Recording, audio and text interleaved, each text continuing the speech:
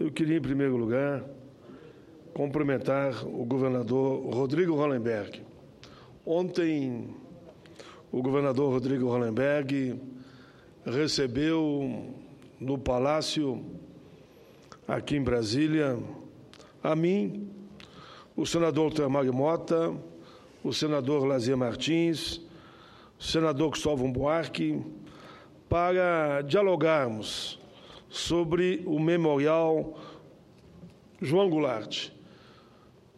Um terreno que já havia no governo anterior, do nosso querido Agnello, sido doado para ali ser construído o memorial ao ex-presidente João Goulart. Houve um certo desencontro com outros setores, e não com o governador, e o memorial não pôde continuar na sua caminhada de divulgação da história do ex-presidente e, consequentemente, com a construção daquele espaço num setor estratégico aqui em Brasília. Mas eu quero cumprimentar o governador Rodrigo Hollenberg, que ele, com muita convicção, com muita firmeza, disse: olha, se não puder ser nesse local, fiquem tranquilos que será num outro local estratégico aqui da capital federal, se depender desse governador. Estavam lá também representantes da família do ex-presidente João Goulart, que, pelo que percebi, saíram de lá muito esperançosos de que o terreno, num setor estratégico aqui perto do próprio Congresso, será assegurado para ali nós termos, então, a história desse grande ex-presidente da República. Eu cumprimento o senador Rodrigo Hollenberg, eu que, em nome da Comissão de Direitos Humanos, estava lá, por uma provocação feita pelo senador Termário Mota, me sinto agradecido, porque a delegação que esteve com Vossa Excelência foi muito bem recebida e, ao mesmo tempo, na nossa avaliação, o pedido foi acatado. O ex-senador e ora governador honra a tradição dos socialistas. Senhor presidente, eu quero, além desse registro, também que conste nos anais da Casa artigo que escrevi no Correio Brasilense com o título Na Cova dos Leões. Artigo esse publicado nessa terça-feira no Correio Brasilense, como eu dizia, onde eu inicio dizendo, nesse artigo, que foi com muito esforço que nós conseguimos retirar da medida provisória 680 de 2015, que institui corretamente um programa de proteção ao emprego e que ali apareceu uma emenda que eu chamo jabuti, contrabando, emenda que eu chamo também de picareta, porque o próprio Supremo, em seguida, já decidiu que não pode emenda desse porte ser colocada num texto que não tem nada a ver. Era essa emenda uma das mais perversas propostas apresentadas contra o direito dos trabalhadores, do povo brasileiro. A emenda previa que a CLT não teria mais serventia nenhuma, porque daqui para frente seria somente o negociado sobre o legislado. Felizmente, a Câmara dos Deputados recuou e, numa votação simbólica, depois do embate duro que tivemos numa sessão do Congresso, e a emenda, então, foi recusada.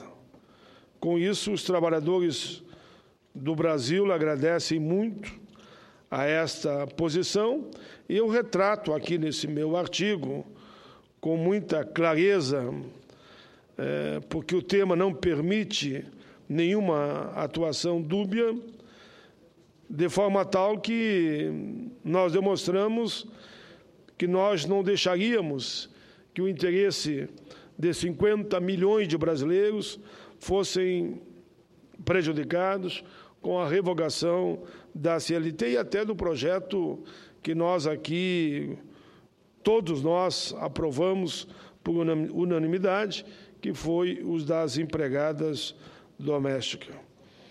Com isso, senhor presidente, eu reafirmo o que disse lá naquela sessão que houve um confronto, digamos, muito duro de senador com um deputado do Rio Grande do Sul, que só por cima do meu cadáver é que eles iam revogar os direitos dos trabalhadores, das empregadas domésticas, e revogar a própria CLT. Felizmente, a situação está resolvida e podemos até votar aqui amanhã a medida provisória 680, já que essa proposta que vinha na linha de precarizar, retirar, esculhambar os direitos dos trabalhadores, acabou caindo. Que bom que caiu, porque se não caísse lá, com certeza aqui ela cairia. Mas, senhor presidente, além desses dois registros, eu quero aproveitar esse momento que há tanto conflito no mundo, há tanta agressão a uma boa parte da humanidade. Nós estamos assistindo aí a questão dos refugiados na Europa, de trazer à tribuna uma reflexão sobre a importância de nós todos, de forma unida e solidária, trabalharmos pela paz do mundo. É preciso que a energia do universo esteja dirigida pela paz mundial. Pego aqui uma frase daquele que foi o maior revolucionário de todos os tempos, que foi Jesus, que disse: glória a Deus nas alturas e paz na terra aos homens de boa vontade. Esse é um famoso versículo 14 do capítulo 2 do Evangelho de Lucas. Senhor presidente, dessa forma que aqui estou introduzindo, eu quero fazer uma reflexão sobre a violência no mundo. Quero que a mensagem de paz e da fraternidade entre os homens siga esse princípio. O princípio de amar a Deus sobre todas as coisas e ao próximo como a si mesmo. Aliás, séculos antes, Moisés, no Monte Sinai, já havia recebido os mandamentos divinos, dentre os quais cabe destacar o número 7, não matarás, e logo em seguida vem, não roubarás. A principal lição que podemos tirar, portanto, é que a religião tem como uma de suas principais diretrizes, e por isso eu estou me socorrendo a ela nesse momento, de reflexão mundial sobre a paz entre os homens. É preciso, sim, até mesmo rezar, concentrar, apelar ao universo para que a paz mundial aconteça.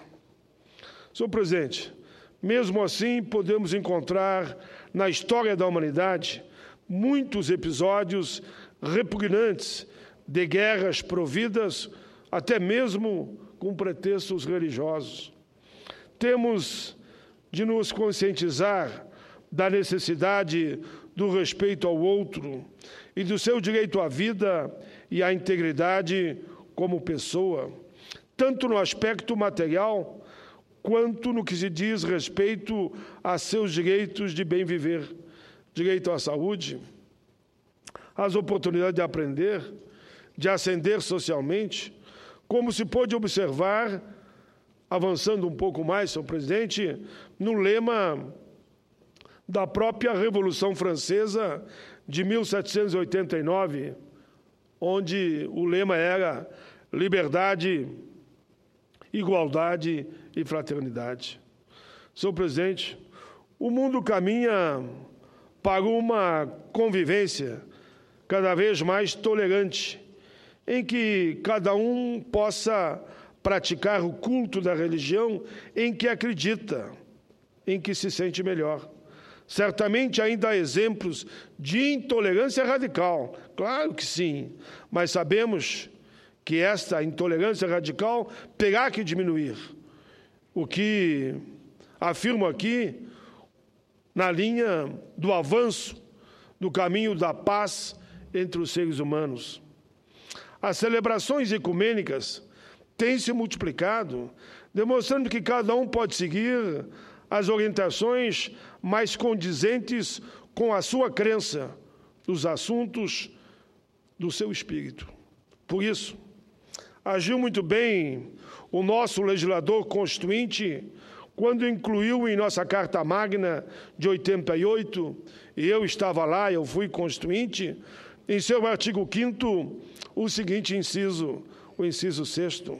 É inviolável a liberdade de consciência e de crença, sendo assegurado o livre exercício dos cultos religiosos e garantida na forma da lei a proteção aos locais de culto e suas liturgias.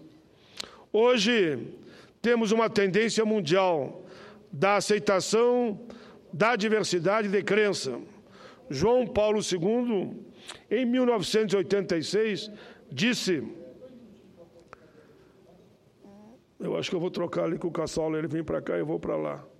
Eu estou ouvindo mais o Cassol do que a minha própria fala aqui. Sabe, eu troco com ele, com o Cassol. Obrigado, Cassol. É porque a tua fala aqui repercute aqui no microfone.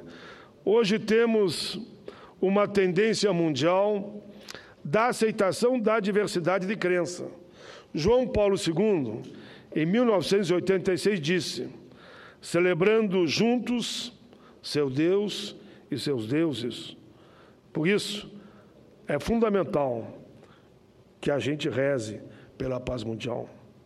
Com organizações cristãs, Associação Cristã de Moços, Federação Luterana Mundial, o Sínodo da Reforma Ecumênica, religiões não cristãs, como hinduísmo, sikhismo, budismo, judaísmo, islamismo, animistas, africanos e norte-americanos, shintoísmo, zoroastrismo, fé bahá'í, todos, senhor presidente, todos, eu tenho certeza, lutam e trabalham na cultura da paz. Lembro aqui a guerra da Bósnia, 92 a 95, os atentados de 11 de setembro nos Estados Unidos, 2001. Não existem desculpa alguma ou justificativa para atos covardes como esses. É preciso esperançar, é preciso fazer que a energia positiva do universo nos conduza para a paz mundial. É preciso que os homens das mais diversas crenças tenham consciências de que a paz é o verdadeiro caminho para o desenvolvimento, para a defesa do planeta, para a defesa do meio ambiente e para a eliminação das desigualdades, para o bom viver no planeta. Senhor presidente, do ponto de vista histórico, podemos verificar que a religião tem sido uma das maiores causas de guerra entre os povos. Quantas guerras foram em nome de religiões?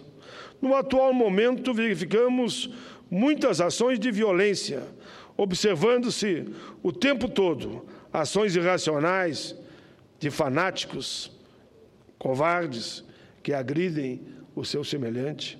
Entretanto, ações bélicas por motivos religiosos ocorreram nos mais diversos momentos históricos, podendo se tornar como exemplo alguns episódios até mesmo bíblicos envolvendo os antigos hebreus. Depois, houve a perseguição ferrenha aos cristãos, nos primeiros séculos da nova era. No início do século VIII, deu-se a invasão da Península Ibérica para a difusão do islamismo por meio da Guerra Santa. Logo a seguir, a regimentação das cruzadas teve por finalidade a retomada dos lugares considerados sagrados pelos cristãos. E durante o século XVI e XVII, a Europa foi sacudida por guerras entre católicos e protestantes. Tudo isso, senhor presidente, sem contar as guerras de conquistas que resultaram da descoberta de novas terras pelos europeus, guerras levadas a efeito para se apossar de terras e para impor de forma antidemocrática um tipo de religião aos povos nativos. Ainda hoje, convivemos com o desentendimento entre Israel e os povos árabes vizinhos, por que não citar principalmente palestinos. É possível observar a dificuldade que o ser humano tem de estabelecer uma paz duradoura e benéfica a todos os habitantes do planeta? Daí a necessidade de pedir a intercessão das forças espirituais e a importância de trabalharmos para conduzirmos todos os dias a energia pela paz mundial. Os conflitos que assolam diversas regiões do mundo, na atualidade, deram origem a uma onda de migração para a Europa, com muitas e muitas, milhares e milhares de pessoas arriscando e perdendo, em muitos casos, a vida, na busca de locais em que possam dar uma sobrevivência digna e tranquila às suas famílias. Nós vemos aqui na TV situação da Europa, onde milhares de pessoas são tratadas como gado.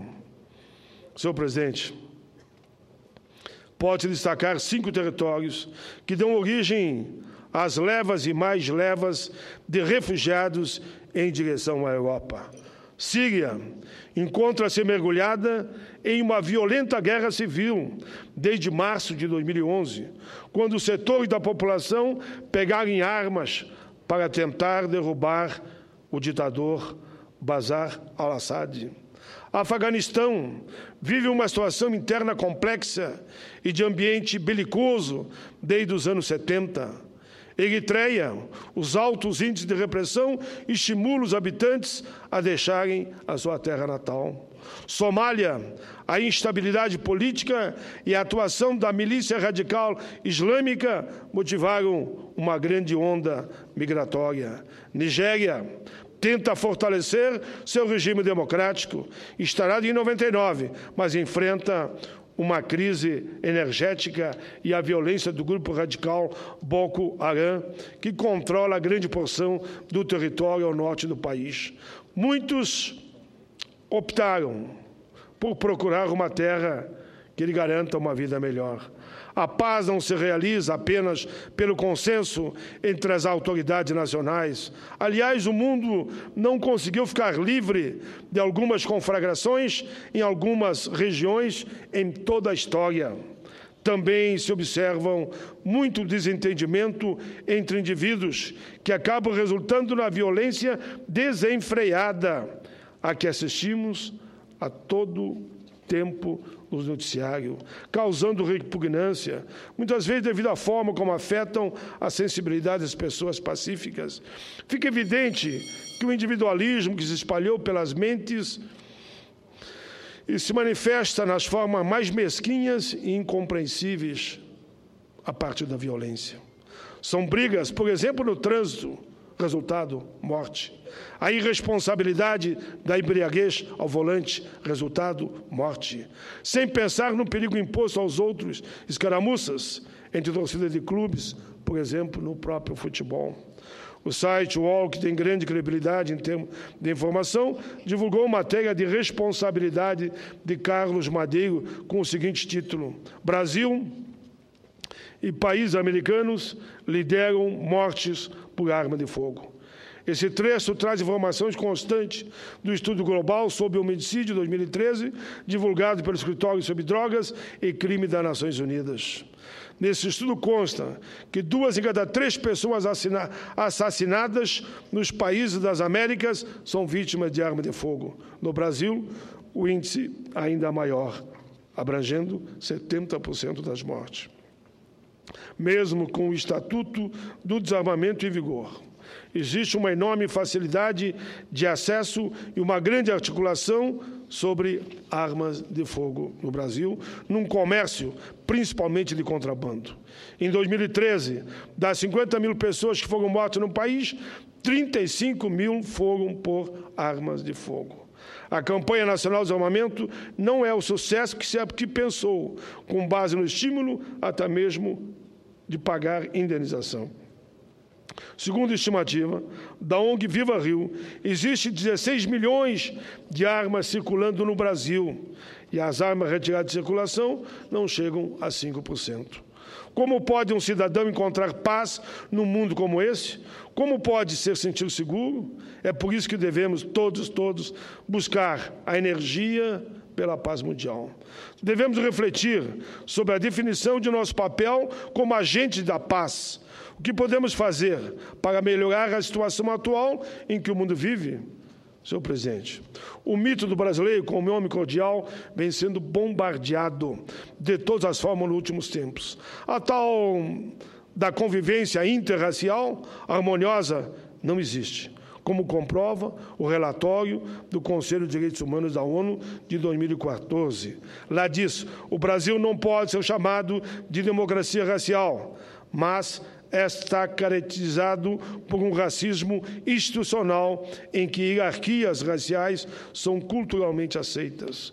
O relatório diz mais: o ciclo da pobreza, habitação e educação inadequadas, oportunidade de emprego limitada e desafio da justiça continua a afetar as vidas, principalmente de afros brasileiros, em múltiplos níveis que deixam eles marginalizados. A educação é ainda uma das maiores áreas de discriminação e uma das principais fontes de desigualdades. Certamente, não é de se esperar uma convivência pacífica em uma sociedade estruturada de forma como se encontra, infelizmente, a nossa. E ainda enfrentamos a discriminação, a violência contra os homossexuais, que, afinal, não é exclusividade brasileira. Organizações defensoras dos direitos das minorias sexuais alertam reiteradamente sobre a persistência desta discriminação e da violência contra homossexuais nas mais amplas regiões do planeta. O homossexualismo é ilegal em 78 países e ainda é punida com pena de morte em 5 países: Irã, Arábia Saudita, Iêmen, Mauritânia e Sudão. Metade dos países da Ásia ainda criminaliza os homossexualismo. Na América Latina, o maior problema é a violência contra eles, pois a maioria dos países não conta com uma legislação que proíbe a homofobia. A Europa é a parte do mundo onde os direitos dos homossexuais são ainda mais bem entendidos. Por que não respeitar a orientação do modo de vida de cada um? Já que, em sua grande maioria, trata de pessoas que não são violentos. Pelo contrário, 99% são da paz. O Brasil avançou muito no que se diz respeito à violência contra as mulheres. Mas, apesar disso tudo, com a Lei Maria da Penha, é muito grande a violência contra as mulheres e, por isso, foi positivo, sim, a redação do Enem, do qual ontem eu falei aqui e elogiei. Até não entendi, porque alguém hoje questionou. Eu estava em meu gabinete, o ministro Mercadante, por essa orientação do Enem. Sinceramente, se eu estivesse lá, eu faria uma defesa muito firme e muito clara. Bela iniciativa do Enem, fazer que a juventude reflita em relação à violência contra as mulheres. Se isso não é positivo, então não entendo mais nada. O Brasil, o mundo, tem que refletir. Parabéns, parabéns mesmo a quem organizou o Enem, que foi naturalmente o MEC. Enfim, senhor presidente, agora eu estou terminando. Agora, muitas mulheres se sentem protegidas pela denúncia de agressores graças à Lei Maria da Penha. Pelo menos tem um amparo legal, embora temos que avançar muito mais. Estamos mostrando essas situações de violência justamente para destacar a necessidade de convivência pacífica entre todos os seres humanos. O ideal seria não haver necessidade de instrumentos coercitivos para impedir a violência que graça na sociedade, além de termos de conviver com guerras constantes nas mais diversas regiões do planeta. Daí a importância, senhor presidente. Tenho falado muito aqui da energia do universo, de a gente buscar, rezando, orando, a energia do universo, a energia espiritual, para que todos nós possamos dizer: nós somos homens e mulheres da cultura da paz mundial. Vamos refletir sobre os nossos comportamentos e atitude a nossos semelhantes e que possamos inspirar os governantes na busca de soluções pacíficas para todas as demandas sociais. Na qualidade de representantes eleitos da população, nós, senadores e deputados, temos uma grande responsabilidade no sentido de promover a paz nas mais variadas oportunidades e no sentido de eliminar todas as formas de violência. Eu termino nesse 1 minuto, senhor presidente. O Estado tem por finalidade proporcionar bem-estar à população. E a paz, somente a paz e o amor são ingredientes indispensáveis se quisermos chegar a esse objetivo. Portanto, conclamo a todos a elevar o espírito, a participar dessa grande corrente de energia, de oração, que certamente trará seus efeitos benéficos para o mundo, para todo o planeta. Viva a paz mundial. Senhor presidente, esse é o meu pronunciamento. Agradeço a Vossa Excelência que considerem na íntegra os registros que aqui fiz. Obrigado, presidente.